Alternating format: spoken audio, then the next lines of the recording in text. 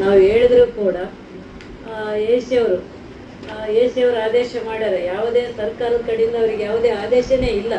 ಯಾಕಂತಂದ್ರೆ ಈಗ 1/4/31/3/2025ಕ್ಕೆ ಒಬ್ಬ ಪ್ರೈವೇಟ್ ಏಜೆನ್ಸಿಗೆ ಆದಂಥ ಟೆಂಡರ್ ಮುಗಿದೋಗ್ಯದ.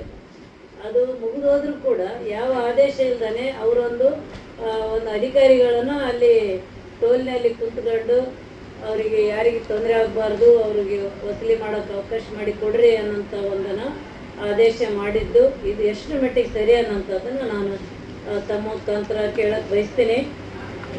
ಭಾಳ ನೋವು ಅನಿಸ್ತದ. ನನಗೆ ಒಂದಲ್ಲ, ಇದೇ ಥರ ಸರ್ಕಾರನ ಈ ಕೆಲವರು ಕಾರಣದ ಕೈಗಳು ಬಳಸಿಕೊಳ್ಳಕತ್ತೇವ. ಈ ಅಧಿಕಾರಿಗಳು ನನಗೆ ಯಾವುದೇ ಮಾಹಿತಿ ಕೊಡದೇನೆ ತಾವೇ ಅಲ್ಲಿ ಹೋಗಿ ಅಲ್ಲಿ ರಕ್ಷಣೆ ಕೊಡ್ತಾರಂದ್ರೆ ಯಾರ ವಿರುದ್ಧ ಅಲ್ಲಿ ನಿಂತಾರ ಇವರೆಲ್ಲ?